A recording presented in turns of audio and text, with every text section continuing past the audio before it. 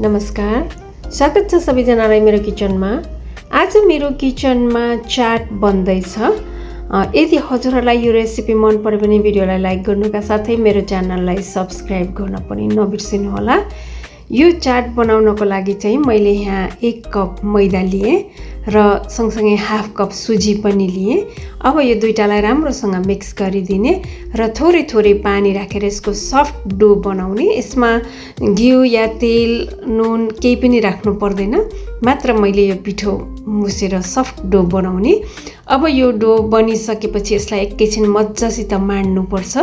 जति सफ्ट भयो यो त्यति राम्रो बन्छ। अब यो यतिको भइसकेपछि यसलाई चिसो कपडाले ढाकेर राखिदिने, यो नसुकोस् भन्नको लागि। त्यसपछि अब यसको भित्रको फिलिङ्स बनाउनको लागि मैले यहाँ हाफ कप बेसन लिए। यसमा 1/4 टीस्पुन बेकिङ सोडा, अलिकति फुड कलर, यदि फुड कलर छैन भने बेसार राख्दा पनि हुन्छ। र अब यो सबैलाई राम्रोसँग मिक्स गरेर थोरै थोरै पानी राखेर यसको पनि सफ्ट डो बनाउने। यो डो बनिसकेपछि यसलाई पनि चिसो कपडाले ढाकेर 15-20 मिनट रेस्ट गर्नलाई राखिदिने यो पिठोलाई। यता पिठो रेस्ट गरुन्जेल अब आलुको मसाला बनाउने। एउटा ठुलो भाँडामा मैले 1 कप चना राखेँ। यो चना मैले उसिनेर लिएको हो। त्यसै गरी एउटा मिडियम साइजको आलुलाई पनि उसिनेर मसिनो काटेर लिएको छु, यो पनि यसैमा राखिदिने। एउटा मिडियम साइजको प्याज, 1 इन्च अदुवाको टुक्रा, 2-3टा हरियो खुर्सानी, अलिकति हरियो धनियाँ, यो सबैलाई मसिनो काटेर राख्ने र बिरे नुन राख्ने आफ्नो टेस्ट अनुसार। हाफ टीस्पुन भुटेको जिरा, हाफ टीस्पुन अमचुर पाउडर राखेर अब यसमा आधा जति कागतीको रस या आफ्नो टेस्ट अनुसार कागतीको रस पनि राखिदिने र अब यो सबैलाई राम्रोसँग मिक्स गरिदिने। अब यो आलुको मसाला पनि रेडी भयो। अब पिठोलाई रेस्ट गर्न राखेको पनि 20 मिनट भइसकेको छ। अब यता पिठोलाई निकालौँ।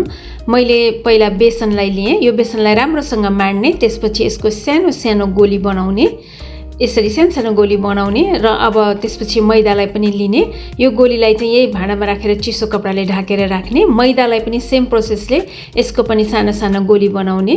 अब यसलाई यसरी पेडा बनाएर हामीले त्यो आलुको परोठा बनाउने जस्तै गरी अलिकति फैलाउने, त्यसको बिचमा यो बेसनको डल्लो राख्ने र अब यसलाई राम्रोसँग चारैतिरबाट प्याक गरिदिने र अब यसको यसरी पेडा जस्तो बनाउने। यसै गरी यो सबै बेसनको डल्लोलाई चाहिँ मैदाको डल्लो भित्र राखेर यसरी बनाउने र अब यसलाई सुक्खा पिठो चोपेर यसलाई बेल्ने। यसलाई धेरै मोटो पनि होइन, धेरै पातलो पनि होइन र धेरै ठुलो पनि होइन, सानो सानो पुरी बेल्ने।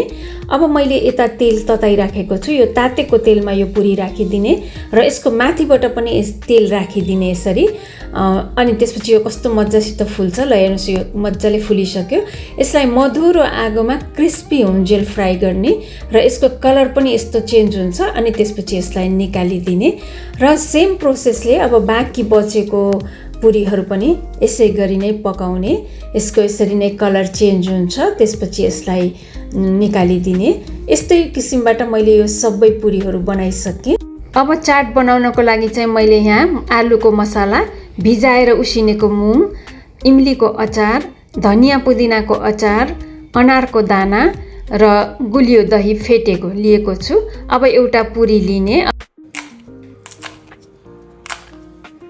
अब यसलाई यसरी चारैतिरबाट फोडेर कचौरा जस्तो बनाएर राख्ने। यसको बिचमा एउटा मुङको पकौडा राखिदिने, माथिबाट अलिकति फेटेको दही राख्ने, त्यसपछि आलुको मसाला, उसिनेको मुङ राखिदिने र माथिबाट टन्न यो फेटेको गुलियो दही राखिदिने।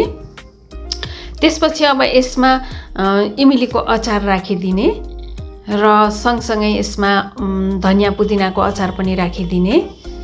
यो धनियाँ पुदिनाको अचार राखिसकेपछि माथिबाट अलिकति बिरे नुन, अलिकति भुटेको जिरा पाउडर, थोरै रातो धुलो खुर्सानी राखिदिने र अलिकति हरियो धनियाँ पनि राखिदिने। त्यसपछि यसमाथि भुजिया राखिदिने अनि लास्टमा अनारको दाना राखिदिने। अब यो कटोरी चाट रेडी भयो सर्भ गर्नको लागि। यो भिडियो हजुरहरूलाई कस्तो लाग्यो? भिडियो हेरेर बस्नु भएकोमा हजुर सबैजनालाई धेरै धेरै धन्यवाद। हस् त आजलाई यति नै।